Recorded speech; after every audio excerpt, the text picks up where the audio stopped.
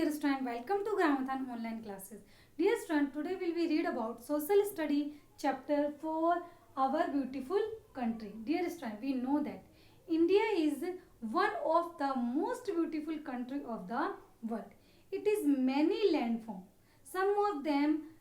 mountain area, some of them land area, some of them plateaus area, some of them desert area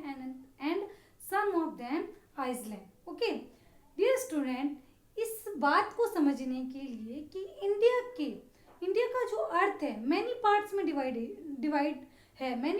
divide है कुछ area पे mountain है तो कुछ area planes है तो कुछ एरिया प्लेटोज है तो कुछ एरिया डेजर्ट एरिया है और वहीं कुछ एरिया आइसलैंड है जो ओशियन के अंदर आता है ओके तो इसको समझाने के लिए मैं आपको एक छोटा सा डायग्राम बनाकर समझा सकती हूँ क्योंकि हम इंडिया का डायग्राम ये छोटे से ब्लैक बोर्ड पे तो हम बना नहीं सकते इसलिए मैं स्केल के अकॉर्डिंग आपको समझाने की कोशिश करूँगी ओके मान लीजिए ये इंडिया का ईस्ट पार्ट है ये इंडिया का वेस्ट पार्ट है और ये इंडिया का नॉर्थ और ये साउथ पार्ट है ओके इंडिया का जो ये पार्ट है नॉर्थ पार्ट ये किससे कवर्ड है नॉर्थ पार्ट माउंटेन एरिया है नॉर्थ पार्ट जो है माउंटेन एरिया से कवर्ड है ओके हम कह सकते हैं माउंटेन मान लीजिए नॉर्थ एरिया तो माउंटेन है मगर इंडिया के सेंट्रल पार्ट में भी कुछ माउंटेन है वो हम इसको आगे एक्सप्लेन करेंगे ओके और इंडिया का जो वेस्टर्न पार्ट है वो डेजर्ट एरिया है ये पार्ट क्या है ये डेजर्ट एरिया है ओके और इसका सेंट्रल पार्ट और मान लीजिए ये जो हम जानते हैं कि इंडिया के थर्ड पार्ट किससे कवर्ड है वाटर बॉडीज से कवर्ड है जिसके इस ईस्ट पार्ट में बे ऑफ बंगाल है ओके और इसके वेस्ट पार्ट में अरेबियन सी है और इसके साउथ पार्ट में क्या है इंडियन ओशियन इसके साउथ पार्ट में इंडियन ओशियन है और इसका जो कॉर्नर पार्ट है ये क्या है कन्याकुमारी है ओके जो ईस्ट पार्ट और वेस्ट पार्ट को डिवाइडेशन का काम करती है ओके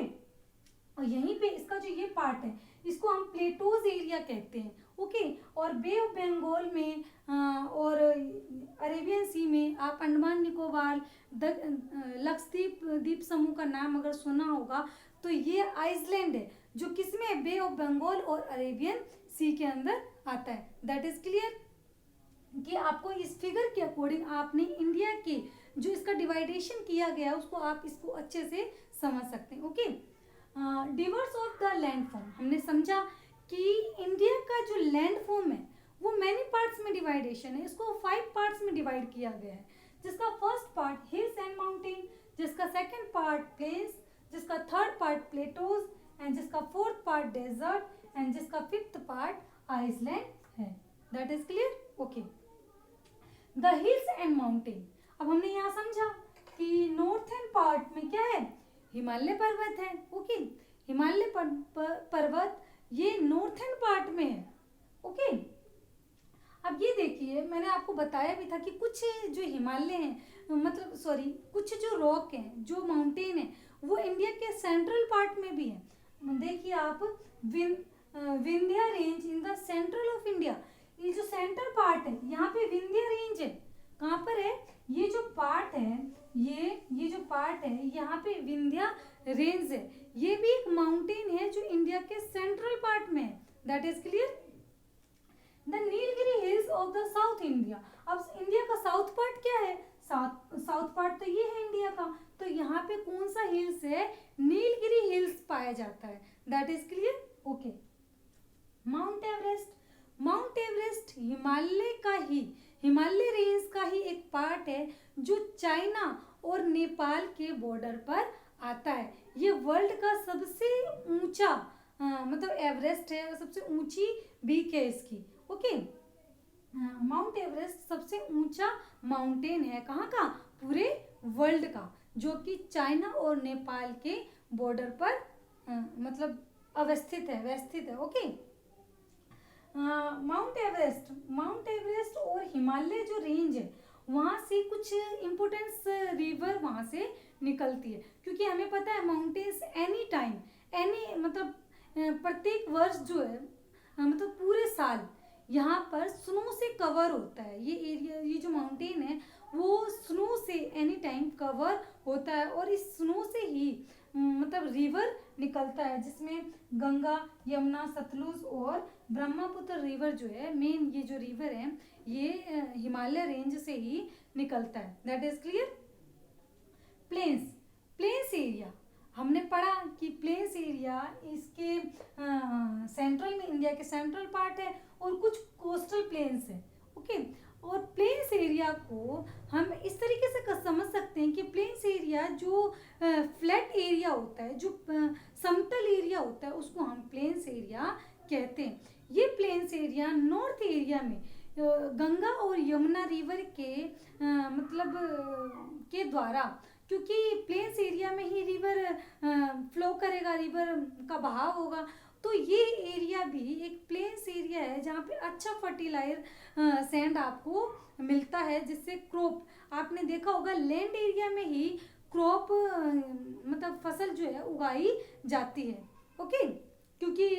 अगर माउंटेन एरिया में हम फसल तो नहीं उगा सकते, क्योंकि वहाँ पे रॉक होता है, वहाँ पे पत्थर होता है, तो वहाँ पर क्योंकि क्रॉप के लिए मिट्टी की ज़रूरत होती है, तो ये प्लेन्स एरिया में ही क्रॉप उगाया जाता है, फसल उगाई जाती है। That is clear. प्लेन्स को 2 पार्ट्स में डिवाइड किया गया, जिसका first part eastern coastal plains and जिसका second part the western coastal plains है। ईस्टर्न कोस्टल प्लेन्स को मैंने अभी बताया कि ये गंगा और यमुना रिवर द्वारा बनाया गया बेसिन एरिया है, जो कि फर्टिलाइट सैंड को यहाँ अवस्थित करता है, और जहाँ जिसकी वजह से यहाँ पर अच्छी फसल की जाती है। जिसका second part western coastal planes, यहाँ पे भी रिवर द्वारा ही नर्मदा, तापी, महानदी, गोदावरी, कृष्णा और कावेरी का ये बेसिन एरिया है, और ये कोस्टल एरिया इसलिए बोला जाता है क्योंकि ये 3 और मतलब 3 तरफ से ये वाटर बॉडीज से कवर्ड है। That is clear. Dear student, इस चैप्टर के नेक्स्ट पार्ट को, जैसे कि आज हमने हिल्स और माउंटेन्स कर लिया और प्लेन्स कर लिया, और नेक्स्ट वीडियो में प्लेटोज, डेजर्ट एरिया और आइसलैंड को समझने की कोशिश करेंगे। इस चैप्टर को और अच्छे से समझने के लिए मैंने तो स्केल के अकॉर्डिंग आपको समझाने की कोशिश की है। इस मतलब इंडिया के लैंड फॉर्म का डायग्राम आपके बुक में दिया गया है, तो इसको आप अच्छे से समझें, इसको अच्छे से ऑब्जर्व करें, समझने की कोशिश करें कि इंडिया का कौन कौन पार्ट्स, किस पार्ट्स में हिल्स है, तो किस पार्ट्स में प्लेन्स एरिया, और कौन सा पार्ट कोस्टल है, कौन सा आइसलैंड है। ओके, तो ये आप अगर अच्छे से ऑब्जर्व करेंगे तो अच्छे से समझ पाएंगे। इस चैप्टर को रीड करें, इसके नेक्स्ट पार्ट को हम नेक्स्ट वीडियो में क्लियर करेंगे। Thank you.